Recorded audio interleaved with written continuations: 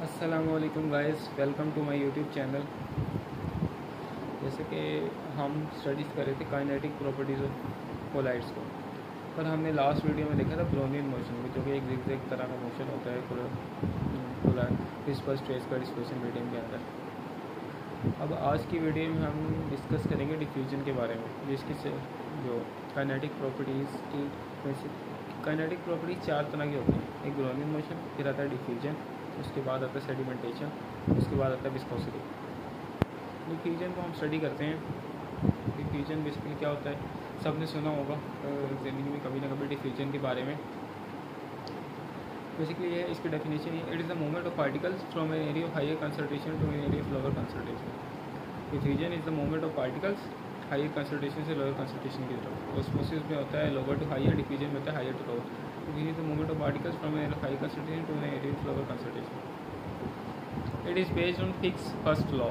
अब ये फिक्स के फर्स्ट लॉ पर बेस करता है, that particles diffuse continuously until equilibrium reached. Particles जो हैं वो कंटिन्यूसली डिफ्यूज़ करते रहते हैं जब तक कि इक्विलिब्रियम अचीव ना हो। ये फिक्स का फर्स्ट लॉ है। सिंपल सी बात है, ये हो गया डिफ्यूजन। इतनी सी बात है, ये हो भी गया। डिफ्यूजन क्या है, it is movement of particles from an area of high concentration to an area of lower concentration. It is फिर आता है, it is based on Fick's first law. Fick's का फर्स्ट लॉ क्या था, particles diffuse continuously until equilibrium is reached. अच्छा, अब इसकी जो काइनेटिक प्रॉपर्टीज़ की जो एक और थर्ड प्रॉपर्टी है, वो है सेडिमेंटेशन की, मतलब कि सेटल डाउन करना। उसको बोलते हैं हम सेडिमेंटेशन। सेडिमेंटेशन क्या कैसे लिखना है आपने, it is a settling down of dispersed phase particles into dispersion medium due to gravity. Gravity की वजह से डिस्पर्स फेस का डिस्पर्शन मीडियम के अंदर सेटल डाउन हो जाना सेडिमेंटेशन कहलाता है। It is a settling down of particles, it is a settling down of dispersed phase particles.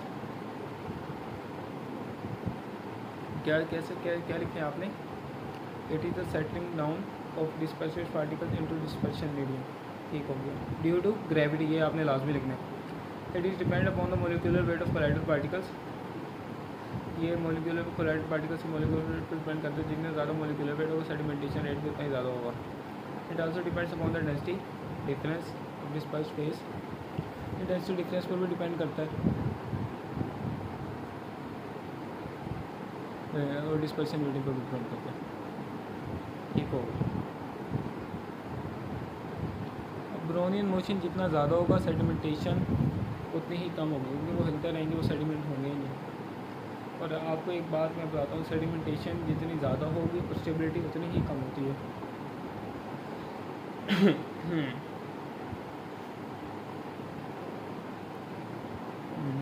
Sedimentation को हम फाइंड करने के लिए स्टोक्स का लॉ वगैरह यूज़ करते हैं। अब सेडिमेंटेशन की कैसे आपने लिखना है, it is a settling down of dispersed particles into dispersion medium due to gravity. ऐसे ग्रेविटी की वजह से होता है। फिर ये क्या है,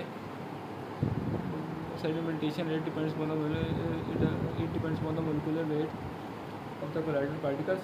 it depends upon the molecular weight of colloidal particles. Colloidal particles molecular weight पर डिपेंड करता है। मोलिकुलर वेट जितना ज़्यादा होगा सेडिमेंटेशन भी उतनी ज़्यादा होगी।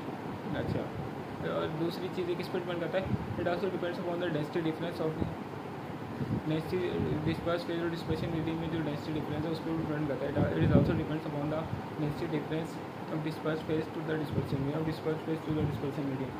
ये तो थी बेसिकली सिंपल सी बातें। It also depends upon the density difference of disperse phase two the dispersion medium.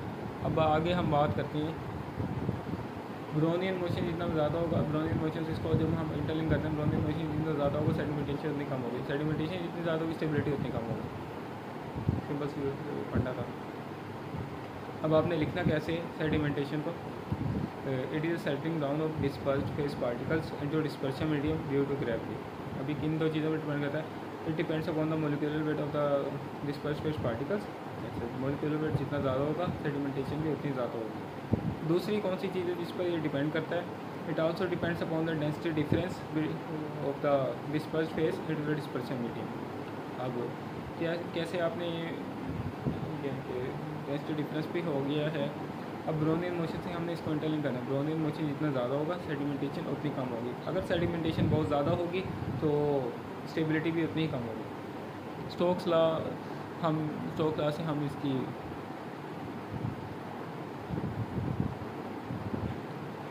हम स्टोक्स लॉ से हम इस सेडिमेंटेशन रेट को भी फाइंड कर सकते हैं। जो काइनेटिक प्रॉपर्टीज़ में नंबर 4 पर आता है वो है विस्कोसिटी। विस्कोसिटी को हम कैसे करते हैं?